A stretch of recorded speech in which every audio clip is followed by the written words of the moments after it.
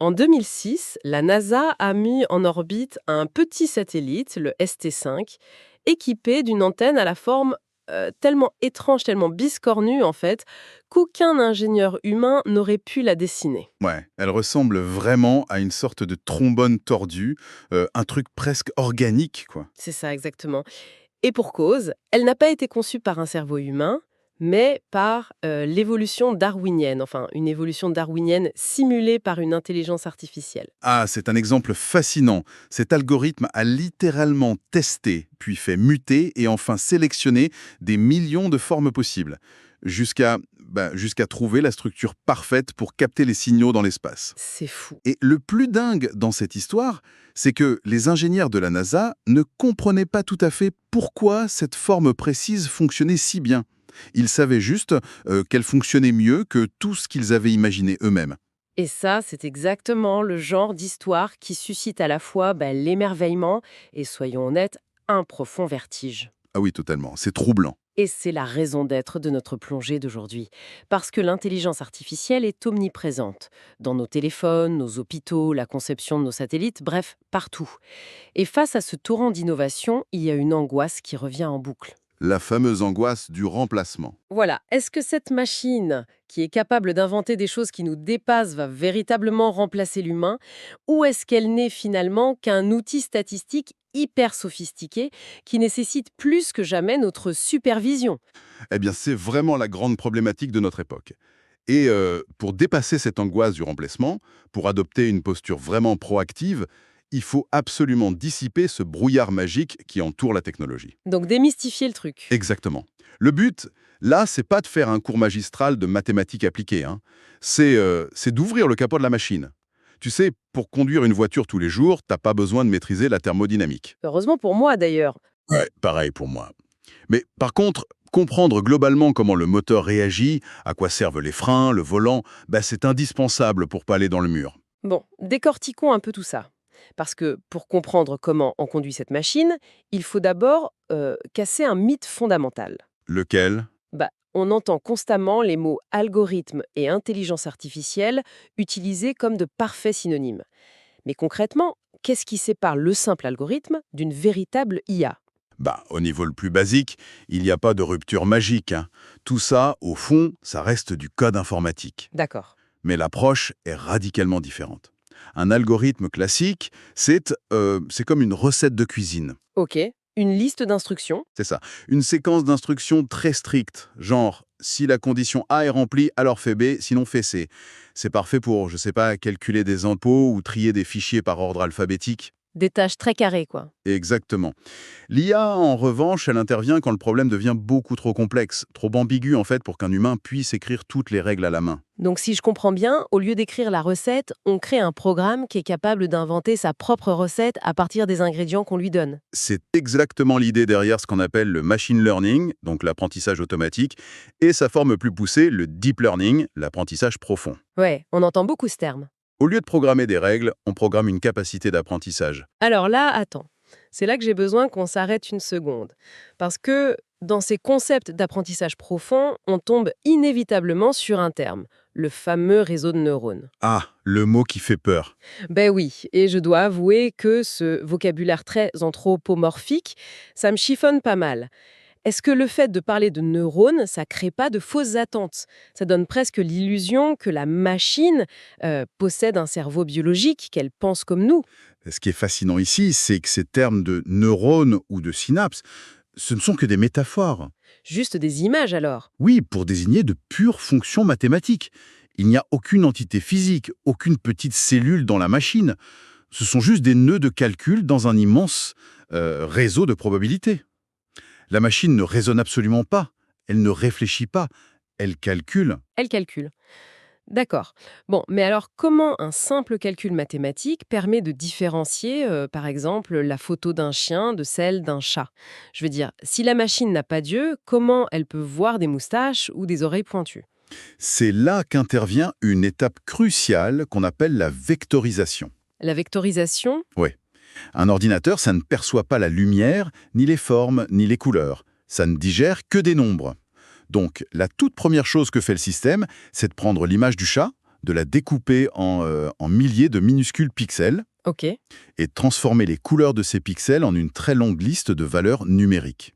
Et c'est ça qu'on appelle un vecteur. Attends, pour bien visualiser ça, imagine qu'on place des millions de points dans un immense graphique en 3 dimensions. Ouais, c'est une bonne image. Et les combinaisons de nombres qui correspondent à des oreilles pointues et des moustaches, elles vont toutes se regrouper dans un coin spécifique de ce graphique, disons en haut à droite. Tout à fait.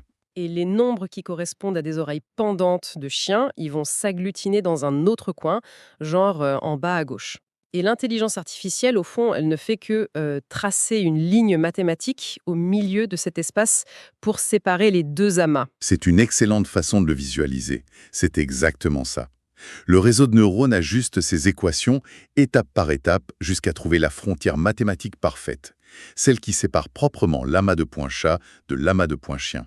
D'accord, je vois beaucoup mieux. Mais pour qu'il sache où se trouvent ces amas au départ, il faut l'entraîner.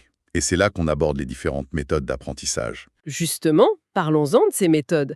Si je reprends mon analogie du graphique, qui est-ce qui dit à la machine que le point en haut à droite, c'est un chat et pas un lampadaire?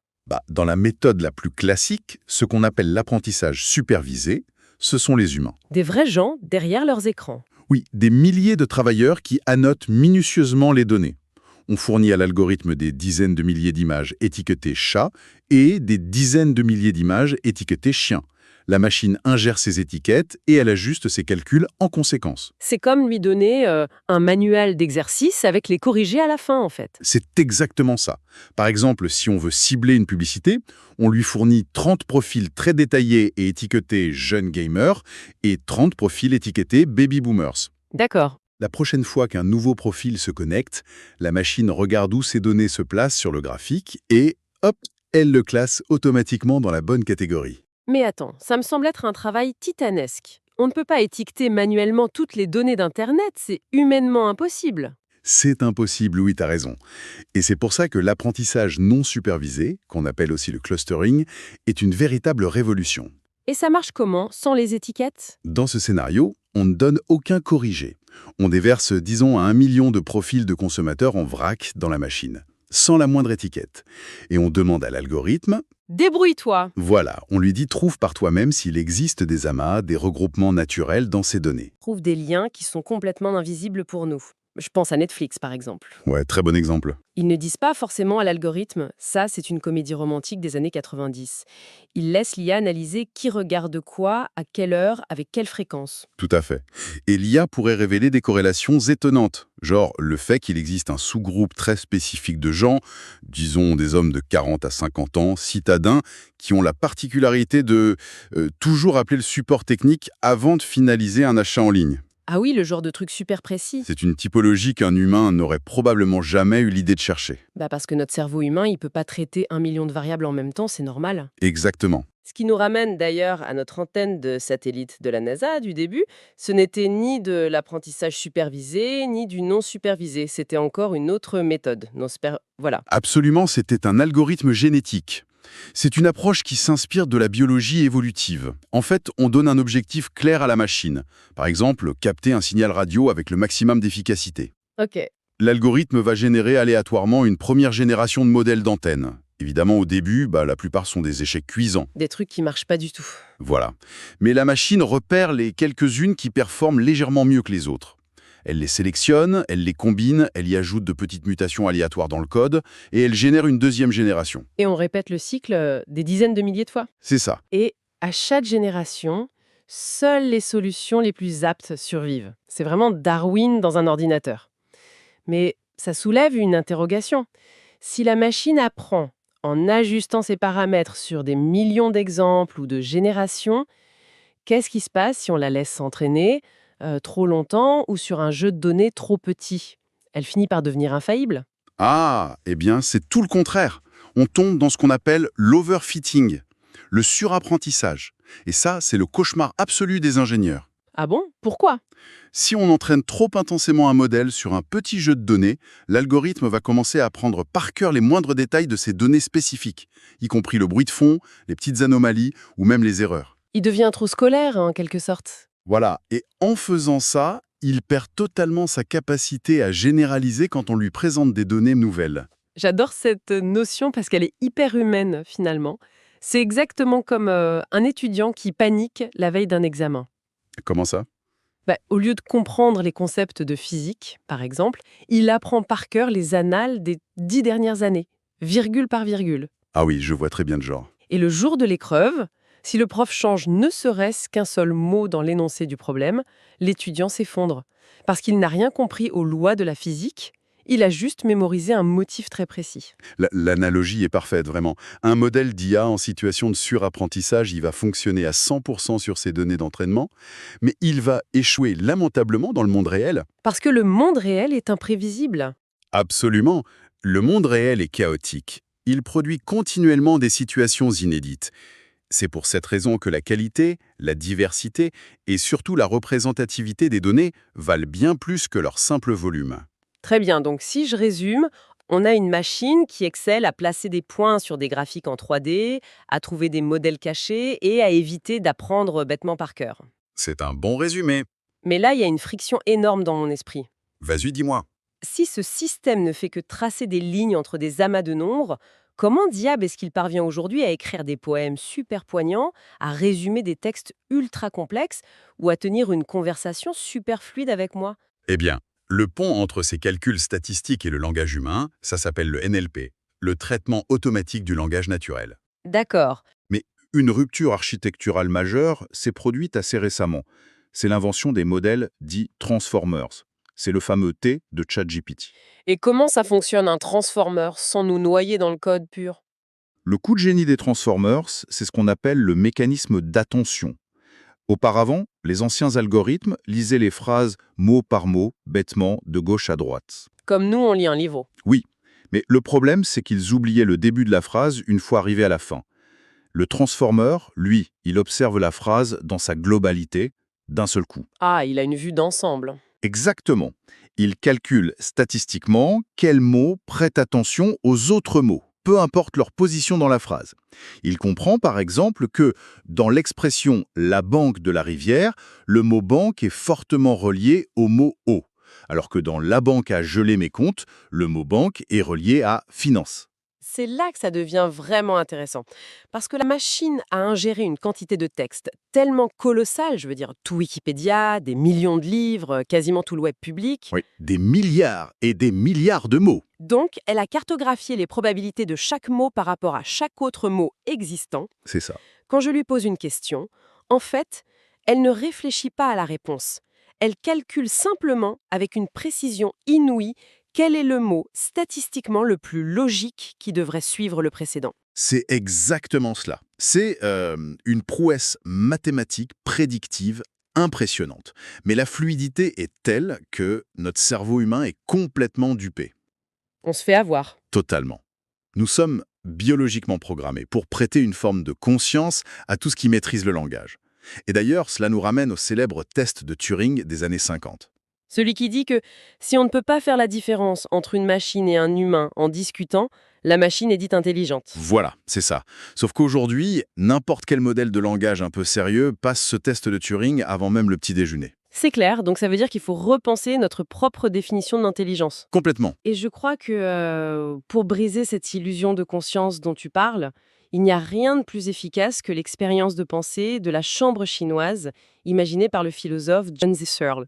On peut s'y attarder un instant. Et bien sûr, c'est une expérience fondamentale pour comprendre l'IA aujourd'hui. Imagine une petite pièce fermée.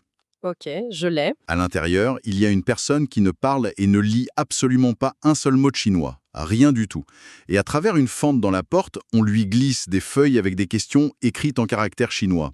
La personne à l'intérieur doit être totalement perdue, elle voit juste des dessins. Sauf que, et c'est là l'astuce, elle dispose dans la pièce d'un immense manuel d'instructions, rédigé dans sa propre langue maternelle. Un dictionnaire. Donc justement, ce manuel ne traduit rien du tout.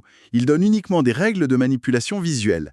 Il dit, par exemple, si vous voyez ce symbole en forme de petit toit, cherchez dans le tiroir numéro 3 tel autre symbole, en forme de carré, placez-les côte à côte et renvoyez-les par la fente. D'accord, donc la personne, elle suit les règles du manuel à la lettre, elle assemble des formes géométriques auxquelles elle ne comprend absolument rien, et elle glisse le résultat sous la porte. Voilà. Sauf que pour les scientifiques qui sont à l'extérieur de la pièce et qui, eux, lisent couramment le chinois, Oui.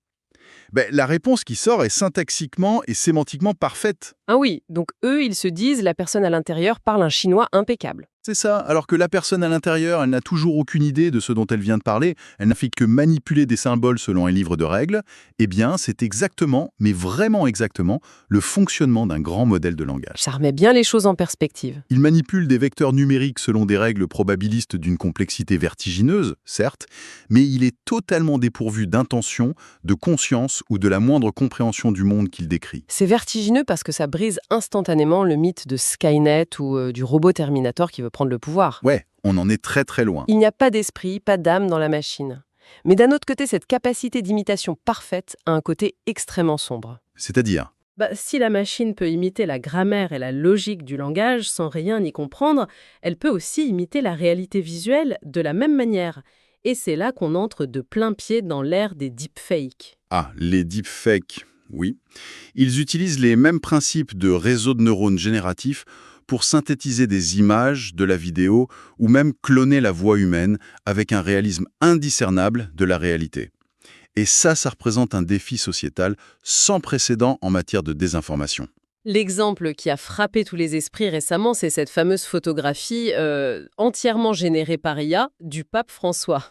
Oh oui, la fameuse doudoune. Voilà, on le voyait déambuler dans la rue avec une énorme doudoune blanche de créateur super stylée.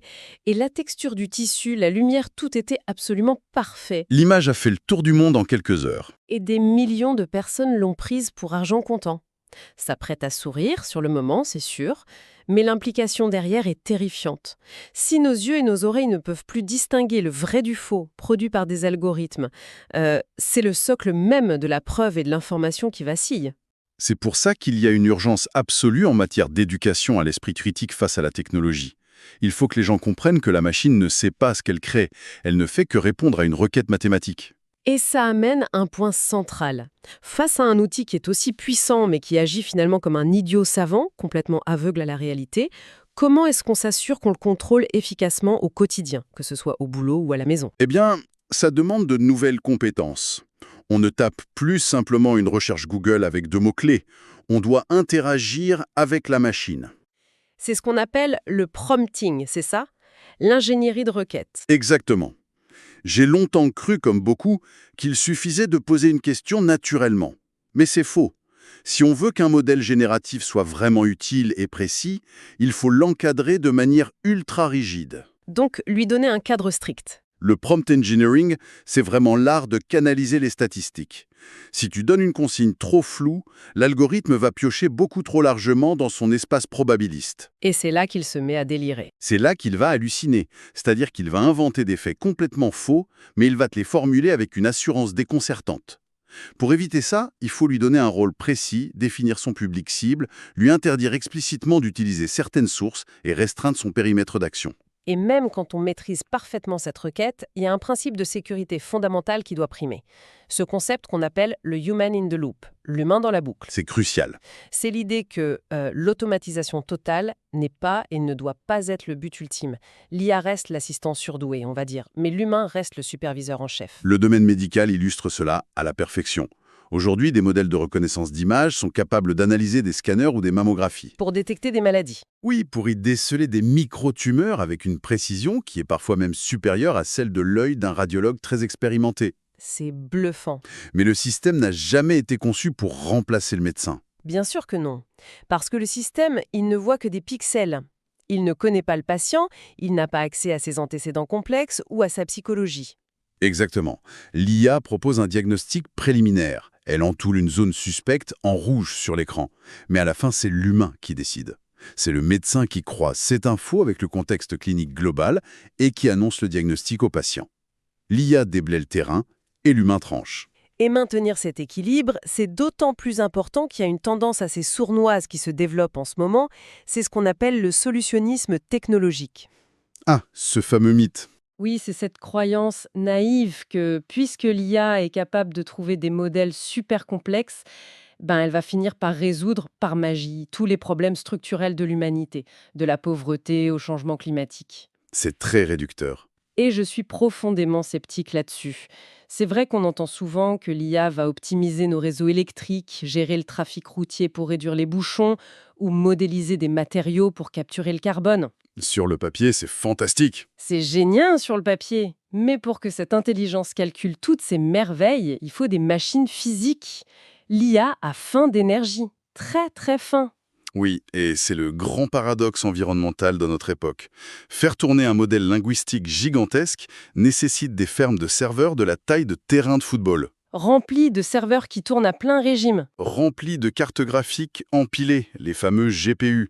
Ces composants consomment une quantité faramineuse d'électricité, et ils nécessitent des millions de litres d'eau pure juste pour refroidir leur circuit. Donc le bilan carbone est lourd. L'entraînement d'un seul grand modèle peut émettre autant de carbone que la durée de vie entière de plusieurs dizaines de voitures thermiques. Donc, penser que l'IA va nous sauver du réchauffement sans prendre en compte son propre poids matériel, c'est un aveuglement. C'est clair. Cela soulève une question importante. Une question qui va bien au-delà de l'écologie pour toucher à la structure même de nos sociétés. La question des données et de l'éthique. L'IA, ce n'est pas un juge impartial tombé du ciel. Elle est simplement le miroir grossissant des données avec lesquelles on la nourrit. Et ces données, c'est nous, c'est l'humanité, avec tous nos biais, nos préjugés historiques et nos injustices. Tristement, oui. Le meilleur exemple, et je trouve que c'est le plus alarmant, c'est la reconnaissance faciale.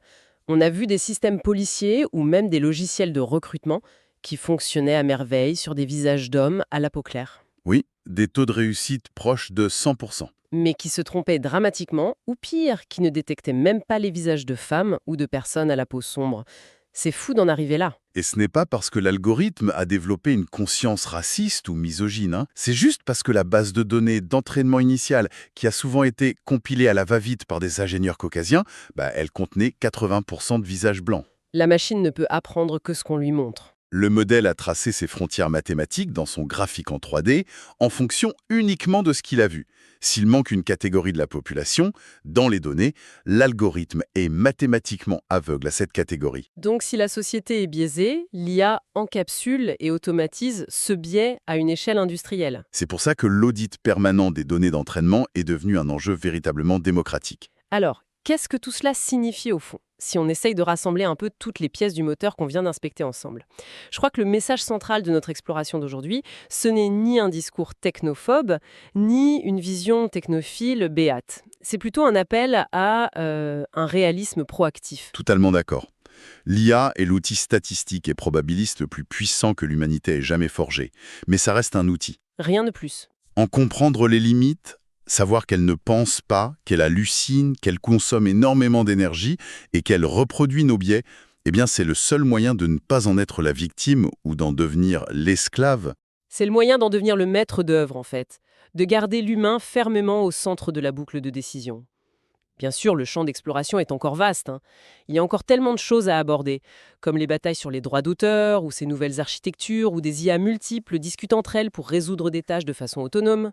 Ah oui, il y a de quoi faire. Mais la boussole, pour quiconque nous écoute, restera toujours la compréhension des mécanismes de base qu'on a vus aujourd'hui. C'est l'essentiel. Et il y a une dernière pensée, un peu provocatrice, que je voudrais laisser en suspens pour clôturer cette exploration. Je t'écoute. On parle beaucoup de l'AGI en ce moment, l'intelligence artificielle générale. Oui, le Graal des chercheurs. Cette étape, purement hypothétique, où la machine atteindrait, voire dépasserait notre niveau cognitif dans absolument tous les domaines imaginables.